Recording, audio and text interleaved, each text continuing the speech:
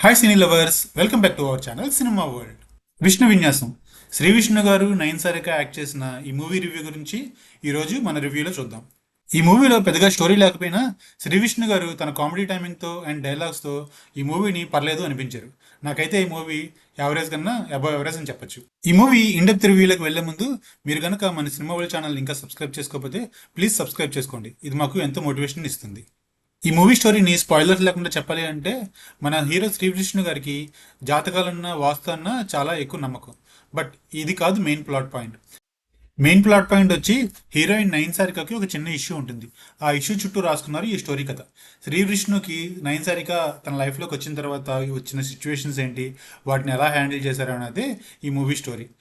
ఈ movie story హీరోకి Srikrishna character ఇంట్రోతో, తర్వాత తనకి జాతకాల మీద ఉన్న పిచ్చితో స్టార్ట్ అవుతుంది. తర్వాత Nayan Sarika intro, heroine hero కలుసుకోవడం, వాళ్ళిద్దరి మధ్య లవ్, ఇలాగా ముందుకు సాగుతుంది స్టోరీ. తర్వాత హీరోయిన్ క్యారెక్టర్కి ఉన్న ఇష్యూని రివీల్ చేయడం, తర్వాత దాన్ని శ్రీకృష్ణ ఎలా హ్యాండిల్ చేశాడు అనేదే ఈ మూవీలో కీ స్టోరీ. ఈ మూవీలో ప్లస్ పాయింట్స్ గురించి చెప్పాలి అంటే హీరో శ్రీకృష్ణ క్యారెక్టరైజేషన్ అండ్ తన యొక్క కామెడీ టైమింగ్, ఇది బాగా వర్కౌట్ అయింది ఈ మూవీలో.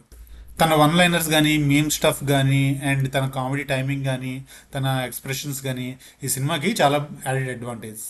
ఇంకా హీరోయిన్ నయన్ సారిక కూడా ఈ మూవీలో ఇంపార్టెంట్ కీ రోల్. తనది ఓన్లీ కార్డ్బోర్డ్ క్యారెక్టర్ కాదు, ఈ మూవీలో ప్రాపర్ క్యారెక్టర్ ఇచ్చారు తనకి. అండ్ ఈ ప్రాపర్ క్యారెక్టర్కి తను బాగా జస్టిఫై కూడా చేసింది. చాలా క్యూట్గా ఉంది అండ్ పర్ఫార్మెన్స్ కూడా చాలా బాగా వర్క్ అయింది ఈ మూవీకి. ఈ హీరో హీరోయిన్ క్యారెక్టర్స్ కాకుండా మూవీలో ఇంకే క్యారెక్టర్స్ కూడా నా మీద పెద్దగా ఇంపాక్ట్ చూపించలేదు.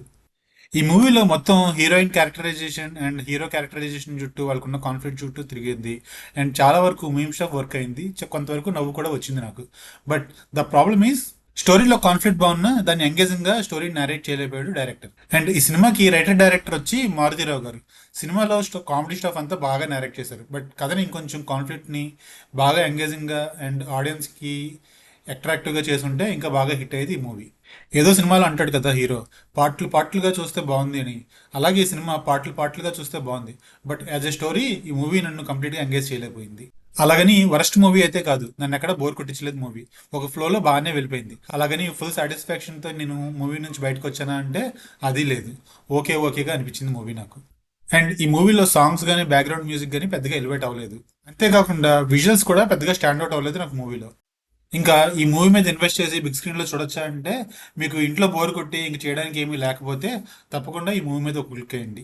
ఈ వీడియోకి ఇంతే ఫ్రెండ్స్. మీకు కనుక ఈ వీడియో నచ్చినట్టయితే కనుక ఈ వీడియోని లైక్ చేసి షేర్ చేయండి. అండ్ మీ ఒపీనియన్ని కామెంట్ సెక్షన్లో మాతో పంచుకోండి.